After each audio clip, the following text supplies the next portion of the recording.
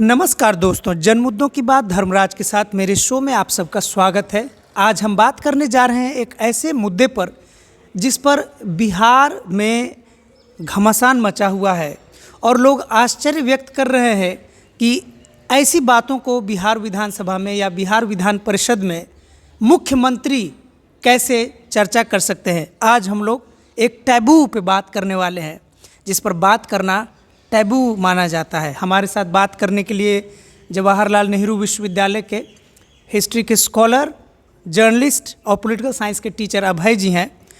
इनसे हम बात करेंगे कि कल नीतीश कुमार ने बिहार विधानसभा और बिहार विधान परिषद में एक बात कही थी, जिस बात को लेकर दिन भर पूरे बिहार में विरोध किया गया है।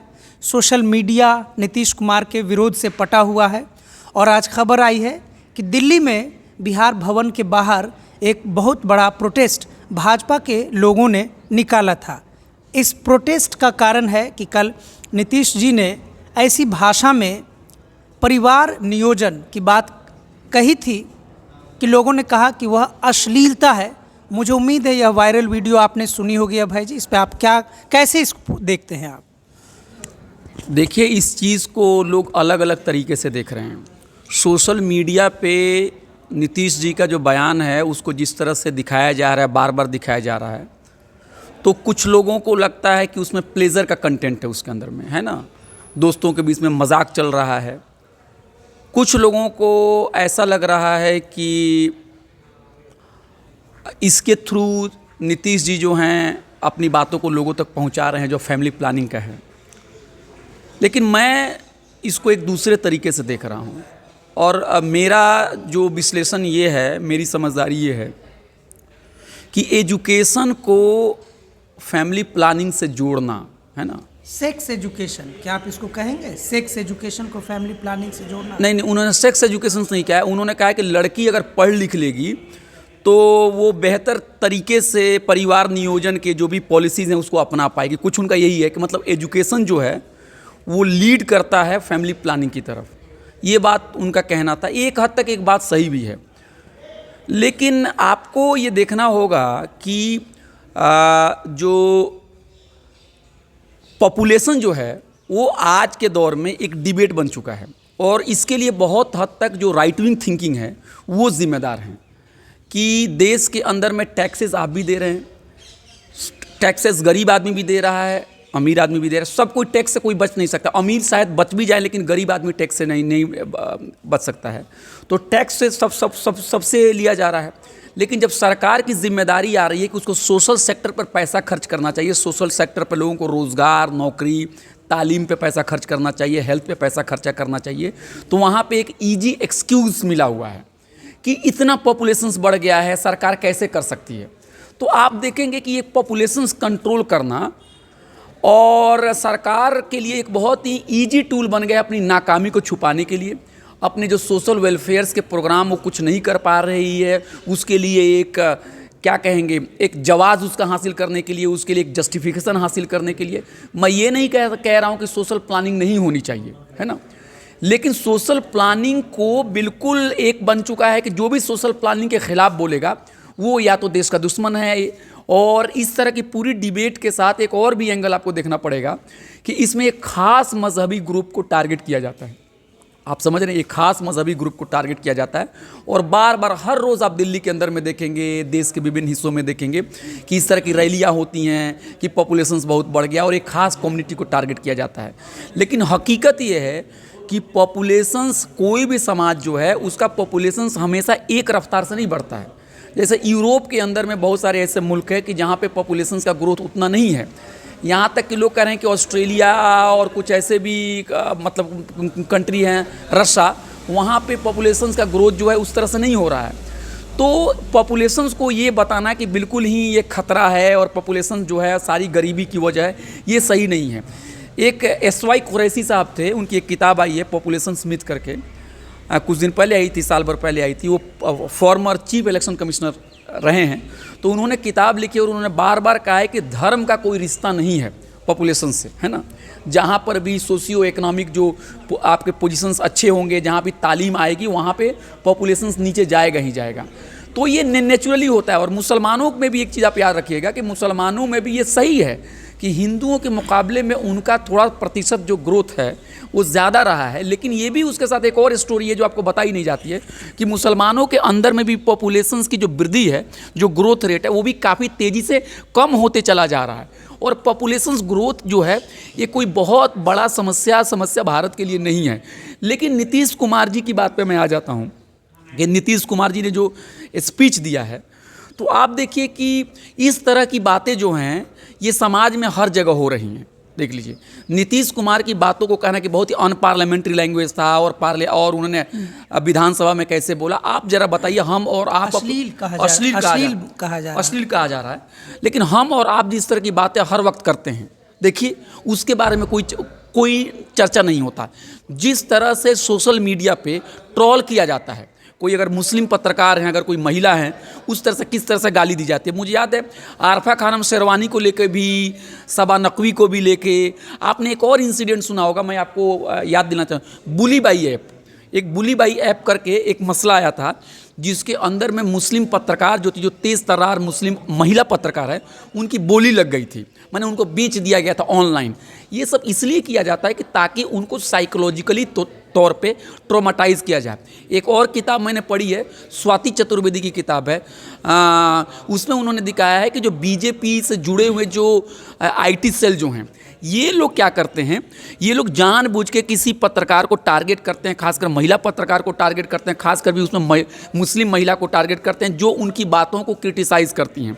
तो जो भी नीतीश कुमार कह रहे हैं उनको ऐसा नहीं कहना चाहिए था, लेकिन जिस तरह से कंटेंट नहीं कहना चाहिए था कि वो जो मुद्दा है, मसला है जिस पर वो कहना चाह रहे थे, उसमें प्रॉब्लम है। आपको लग रहा है क्या प्रॉब्लम है, क्यों नहीं कहना चाहिए था? देखिए वो जो बातें उन्होंने कही ना कि मतलब परिवार नियोजन के क्या तरीके होने चाहिए, आप प्यार मोहब्बत करते वक्त आपको क्या क्या मेथड अपनाना चाहिए, वो साइंटिफिक नहीं है। वो जो बातें जी वो उन्होंने पुल आउट मेथड की बात की है।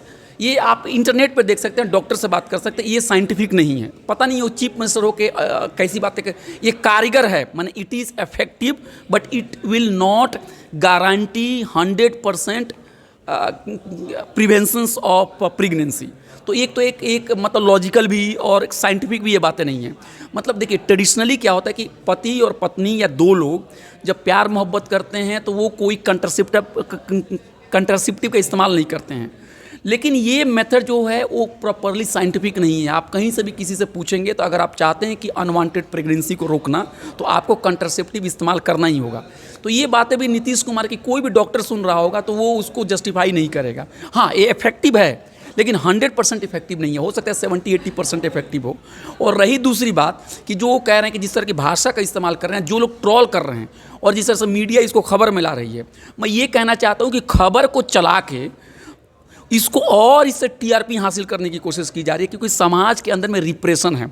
समाज के अंदर में मैं आपको क्या करूं, समाज के अंदर में दो प्रेमी मिलना नहीं चाहते हैं, इसके लिए समाज ज़माना खड़ा हुआ है। तो ये चीज़ों को भी बहुत केंद्र में लाना होगा। और आप ट्विटर को देख लीजिए, लोग कहते हैं कि ट्विटर पर बहुत ही पढ़े लिखे लोग मतलब ट्विटर का इस्तेमाल करते हैं, थोड़ा और सोशल मीडिया पर थोड़ा कम पढ़े लिखे कॉमन मैन इस्तेमाल करता है। लेकिन मैं ट्विटर पर देखता हूँ कि जिस तरह की भाषा का इस्तेमाल होता है, मेरा तो हम बर्दाश्त नहीं कर सकते। जिस तरह से टारगेट किया जाता है मुस्लिम महिलाओं को और किसी को भी, और जिस तरह से क्या बोलते हैं मीम बनते हैं। तो बात यही है, 2-3 बातें मैं कहना चाहता हूँ, हो सकता है कि कुछ आपको कन्फ्यूजिंग लगे। पहली बात तो ये कह रहा हूँ कि नीतीश कुमार जी ने जो फैमिली प्लानिंग के बारे में जो बताया, मेथड बताया है, वो कोई डॉक्टर उसको अप्रूव नहीं कर सकता है, क्योंकि पुल आउट मेथड से आप प्रेग्नेंट नहीं होंगे, ये कोई भी डॉक्टर दुनिया का नहीं कर सकता, जहाँ तक कि मेरी जानकारी है, जहाँ तक कि एक साइंटिफिक जानकारी है। और दूसरी बात उन्होंने जो कहा कि जिस अंदाज से उन्होंने कहा वो हो सकता है कि वो बेहतर तरीका ना हो उनका कहने का अंदाज़, ठीक है, क्योंकि आप देखेंगे कोई शायद उनकी तरफ से अपॉलॉजी भी आ गया है। लेकिन जो लोग उनको क्रिटिसाइज़ करने के लिए अपना सारा काम छोड़ के जो सड़कों पे आए हैं, उनके रिकॉर्ड को आप देखेंगे तो वो ऐसे ही लोग हैं जो उनके विरोधी भाजपा के लोग हैं। वो दिन रात मुस्लिम महिलाओं के खिलाफ नफरती बातें फैलाते हैं। जो लोग आज नीतीश कुमार की बातों को कह रहे हैं कि अरे इन्होंने पार्लियामेंट के अंदर में और विधानसभा के अंदर में ऐसी बातें, क्योंकि मैं उनसे आग्रह करना चाहता चाहता हूँ, अगर नीतीश कुमार जी ने तथाकथित कुछ, मान लीजिए आपको क्या कहें, कुछ गंदी बातें कह दी, हालांकि गंदी बातें नहीं है, आजकल तो यूरोप के अंदर में सेक्स एजुकेशन को लेकर भी क्लास के अंदर में बात होती है, यहाँ पे एक टैबू बना हुआ है ना, हम और आप जैसे प्यार कर सकते हैं, तो उसमें क्या क्या प्रिकॉशंस लेना है, वो टैबू कैसे हो गया, आप समझ रहे हैं मेरी में। तो नीतीश कुमार की बात उस तरह से कुछ बहुत ही दुनिया उलट गई ऐसी कोई बात नहीं है, हालांकि उन्होंने जो कुछ कहा वो करेक्ट जैसा है, लेकिन 100% करेक्ट नहीं है। वो सिर्फ यही कहना चाह रहे थे कि अगर महिलाएं पढ़ लिख लेंगी तो क्या होगा कि वो फैमिली प्लानिंग को लेके और क्या रहेंगे, अवेयर रहेंगी। लेकिन जिस अंदाज में कहा, एक चीफ मिनिस्टर होने के नाते वो और बेहतर तरीके से कह सकते थे, लेकिन जिस तरह से उनके ऊपर पूरी ये हिंदुत्व की ट्रोल आर्मी जो उनके पीछे पड़ी हुई है, मैं उनसे अनुरोध करना चाहता हूं कि जब आप आरफा खानम शेरवानी, जब आप सबा नकवी, जब आप और पत्रकार जो महिला पत्रकारों के आप इतनी गंदी गंदी गारे, और यहाँ तक कि स्वरा भास्कर जो किसी जेनू से पड़ी हुई हैं, अगर उन्होंने एक किसी मुस्लिम से शादी की, क्या नाम है उनके हस्बैंड का, फहद से जो शादी की, उसके बाद से क्या क्या नहीं हुआ, फिर उनको कब उनके बच्चे हुए हैं इसके ऊपर भी हुआ, और फिर ये भी चला लगा कि वो तो उनके भैया थे, तो भैया कैसे सैया बन गए, जिस तरह से के गंदी बातें हुई उसको तो लेके वो कुछ उनको कुछ नहीं लगता है शर्म। अभी कुछ दिन पहले आप ये देखिए कि कुछ विधायक भी थे, शायद उनका दक्षिणपंथी पार्टियों से सरोकार था, वो विधानसभा या कहीं बैठ के कुछ पोर्न देख रहे थे कैमरे के अंदर में, उसके ऊपर भी तो उस तरह से वो सामने खुल के नहीं आए। और तीसरी बात देखिए, अभी पार्लियामेंट में जिस साउथ दिल्ली में हम लोग बैठे हुए हैं, वहाँ के सांसद बिदूड़ी जी, रमेश बिदूड़ी जी, एक मुसलमान एमपी को कट्टरपंथी आतंकवादी उनके धर्म के बारे में इतनी गंदी बातें की और पूरे करोड़ों मुसलमानों को टारगेट करने की कोशिश की, उसके बारे में तो ये तो नहीं बोले। तो नीतीश कुमार जी को हम नीतीश कुमार जी की बातों को अगर हम बहुत ही पॉजिटिव तरीके से लें तो एक तरह से वो बीजेपी के उस नरेशंस को काउंटर कर रहे थे कि मुसलमान ही बच्चा पैदा नहीं करता है, मुसलमान ही पॉपुलेशन नहीं बढ़ाता है, बल्कि जहाँ पर भी शिक्षा आएगी, जहाँ पर भी आपको कहने का मतलब हेल्थ की फैसिलिटी भी होगी, जहाँ पर एक मॉडर्न एजुकेशन आएगा, जहाँ पर डेवलपमेंट होगा, वहाँ पे पॉपुलेशन कम होगा। दूसरी बात, उन्होंने जिस अंदाज में बातें कही थी और बेहतर तरीका उस अंदाज का हो सकता है। और तीसरी बात कह रहा हूँ कि साइंटिफिक तरीके से जो उन्होंने बातें कही है कि पुल आउट मेथड से बच्चे नहीं होंगे, प्रेगनेंसी रुक जाएगी, ये इफेक्टिव है। आज भी लोकल लेवल पे इसका प्रैक्टिस होता है, लेकिन ये 100% नहीं है। और चौथी बात मैं ये कहना चाहता हूँ कि जो हिंदुत्व के लोग हैं जो इस बात में मछली मार रहे हैं ना, अंग्रेजी में कहते हैं फिशिंग इन ट्रबल्ड वाटर, उनका रिकॉर्ड खुद ही इतना गंदा है कि वो क्या बात करेंगे। जो भाजपा के नेतृत्व वाले लोग और भाजपा पार्टी या भाजपा के समर्थक नीतीश कुमार के खिलाफ अश्लीलता का आरोप लगा रहे हैं और कह रहे हैं कि नीतीश कुमार गंदी भाषा का इस्तेमाल नीतीश कुमार जी ने किया और इससे पूरे बिहार का सर शर्म से झुक गया है। उनके बारे में महुआ मोइत्रा की पार्लियामेंट्री एथिक्स कमेटी में हमने देखा कि जिस दिन महुआ मोइत्रा से पार्लियामेंट्री एथिक्स कमेटी ने पूछताछ की तो जैसा कि महुआ मोइत्रा ने आरोप लगाया है, उनसे ये पूछा गया था कि वो रात भर किस से बात करती हैं, जो अपने आप में एक एंटी वुमन क्वेश्चन है और ये प्राइवेसी का भी उल्लंघन है और बहुत सारी खामियां हैं। बहरहाल हम सुन रहे थे कि अभय जी ने स्पष्ट कहा कि नीतीश कुमार ने सदन में, बिहार विधान परिषद में और बिहार विधानसभा में जो बिहार के विकास के मुद्दों पर बहस करते हुए जिस तरीके से उन्होंने जनसंख्या नियंत्रण और अन्य मुद्दों पर महिला शिक्षा के कारण जो समाज में जागरूकता फैलती है उसके जो लाभ हैं गिनाते हुए जो भी उन्होंने बात कही थी उसका इन्होंने समर्थन किया है। हाँ, ये कह रहे हैं कि बतौर मुख्यमंत्री अगर नीतीश कुमार थोड़ा सजग रहते, ध्यान रहते तो भाषा में थोड़ी भाषा बेहतर भी हो सकती है, भाषा और बेहतर की जा सकती है। लेकिन बिहार में कोई भूचाल नहीं मचा है। हाँ, मैं ये कह रहा हूँ कोई मतलब अर्थक्वेक, भूकंप नहीं आ गया। हाँ, और एक और इसमें कोई भी शर्माने की बात नहीं। नीतीश कुमार जी को जो लोग भी बुरा कह रहा है उनसे पूछिए सवाल कि क्या हम अपने प्राइवेट कन्वर्सेशन में हम किस तरह की भाषा का इस्तेमाल करते हैं, हम कितनी अमर्यादित भाषा का इस्तेमाल करते हैं। हाँ, तो हम लोग वही बात हो गई कि अगर जो पत्थर हम लोग दूसरों के घरों में मारना चाहते हैं, एक बार अपने शीशे के घर को भी देख ले। और हम सभी जानते हैं कि OTT वेब सीरीज़ का दौर है, फिल्मों का दौर है। जब टीवी पे फिल्मों में वो प्राइवेट सीन्स आते हैं, बेड सीन्स आते हैं तो आंखें फाड़ फाड़ के युवा देख रहे हैं। लेकिन यही बात परिवार नियोजन के हवाले से नीतीश कुमार ने कही तो इससे एक खास तरीके के लोगों ने विरोध कर दिया है। इसी के साथ मैं अपनी बात समाप्त करता हूँ। Thank you.